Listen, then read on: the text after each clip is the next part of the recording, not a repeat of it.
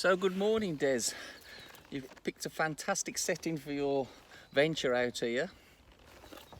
Tell me, this is a bit like This Is Your Life. I don't know if you know what the channel's like. This is the opposite way around. Basically, this is your life.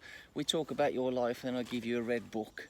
But now you tell me about your life and you give me a cup of tea. That's right. And I've got my coffee as well, Mark, so all we right can then. rattle away. Let's go back to the beginning. When did it all start for you? How did you get into scooters? Well, I think without really annoying the YouTube watchers this morning too much, like a lot of us the same age, you know, Quadrophenia appeared and the specials, and I remember my mates had been uptown and they came back and they were dressed as mods and they said, oh, we've been hanging around with all these kids with Lambrettas, and I thought they'd got sports cars, so that was what I knew. But soon got the grips of wanting to be part of the mod thing, because I'd been a punk and that was a bit too outrageous for me. You know, I'm a bit too subdued. But the mod thing suited. It was a good way of being a nice little kiddie and not upsetting your mum too much. And how did you go about actually getting your first scooter? Was you still at school when you had your first scooter? Or? Yeah. So the first scooter, I was on the bus going to school or to the dentist or something, and I could see it out the window of the bus, and it was parked up in Birmingham outside the old toilets in Kingsheath. I know it well. Yeah. Not because of... Nah, that's right. Nothing dodgy, I just like to add that. I knew people that knew their toilets quite well as well. But no, that wasn't the reason. And there used to be an old VW split screen camper parked there all the time as well, which now would be absolutely so desirable. But this little scooter was parked there, and I just thought, that just looks amazing. And the next time I saw it, it was outside the owner's house and it was leaning against a tree, and I just walked up. And I was always a bit of a nosy parker, and I just said, look, you know, I want to buy your scooter, can I buy it? And that was it, really, Mark. And he sold it you? He did, yeah. I mean, it seemed like he'd had it forever, but in fact, he'd probably only had it for 15 years, which now at our age we look back and go, really? Is that all? 15 years? You know, we've been here a lifetime, haven't we, doing this thing? So you left school.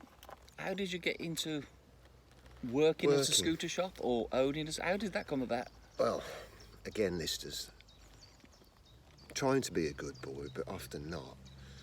Got stopped in Birmingham city centre, 2 up, 15 years old, girlfriend on the back of the scooter, her scooter, which was a 200cc Lambretta, and the police, they weren't too pleased about it, so I got almost banned before I could ride the scooter, and a big fine. So to get out of the fine, I had to get a job, and working at that job, all I did every day was dream about not being at that job, and I just wanted to mess about with scooters, really, and that was it. You know, work wasn't appealing, but messing about with scooters really was. So how did you get into the scooter shop? So the scooter shop thing was my mate, who unfortunately did know the toilets. Let's not mention names here. I won't mention any names, but he works in quite a well-known motorcycle shop, and he needed a bit of hand because everything was taking off, and he was getting busy in there. And I recently walked out of my factory job because it was just insanely boring.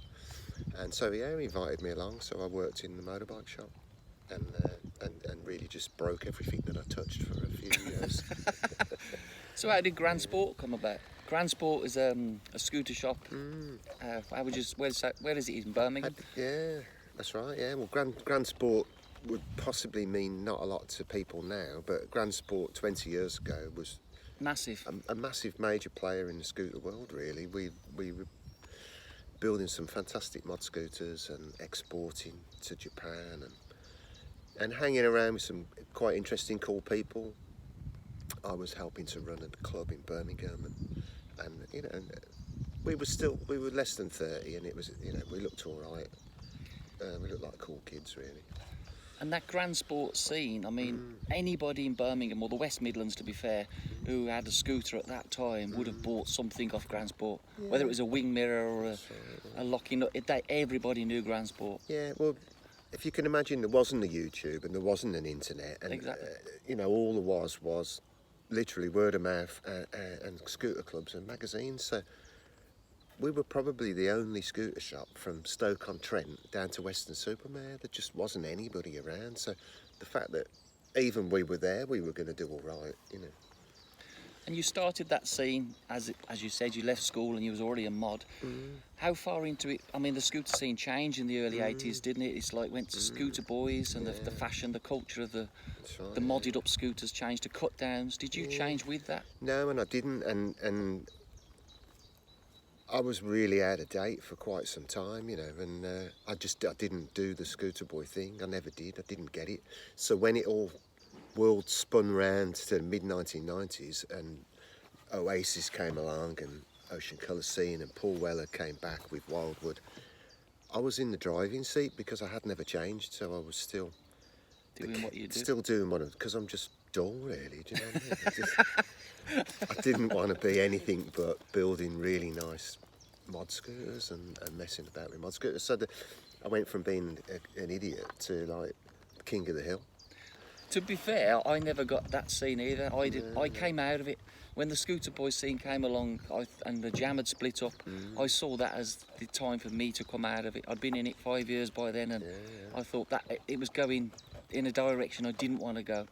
So I was a mod, and that's all I wanted to be. That's right. Yeah. So when the jam split, that was just like complete heartache, wasn't it? yeah, it just was. all went I still wrong. haven't got over it actually. No, that's right. Yeah.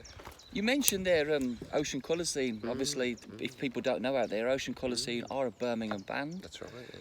And didn't they have their scooters parked up at Grand Sport for a while? We sold a lot of scooters to Steve, guitarist, and he still plays with Paul Weller now, and obviously Ocean Colosseum's still going now. And we featured in the video The Circle, so if you get a chance, look on YouTube and you'll see us riding around as young-ish fellas and girls.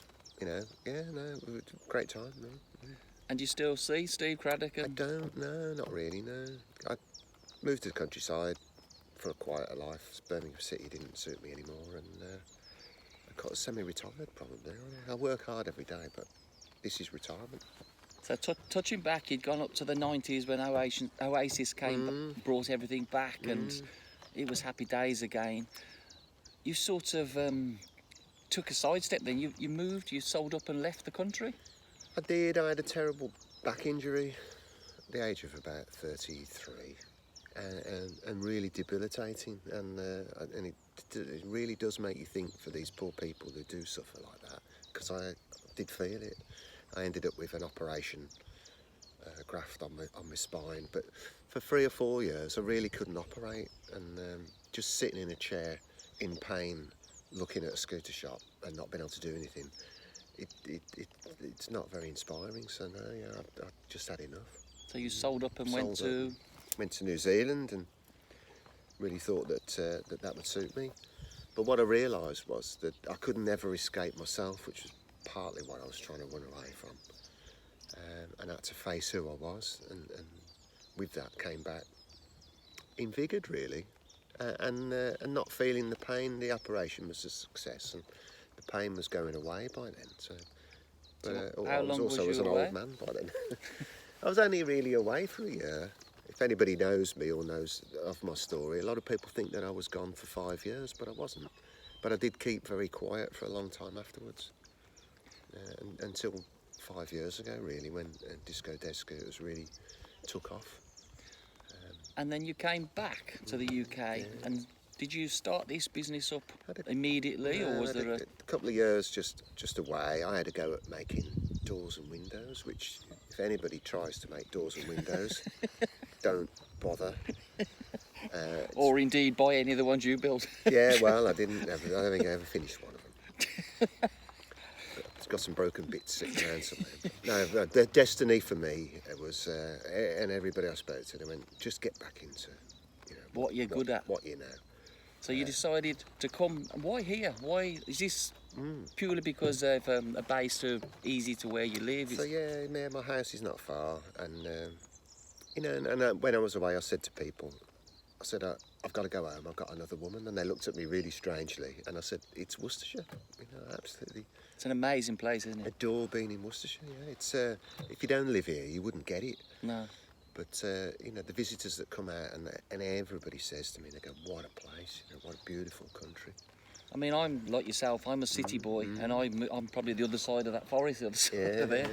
But when I first came out here, the adjustment from city life to the forest, basically, it took a bit of getting into. Yeah, no, totally different pace of life, and myself and Mark obviously involved in youth culture.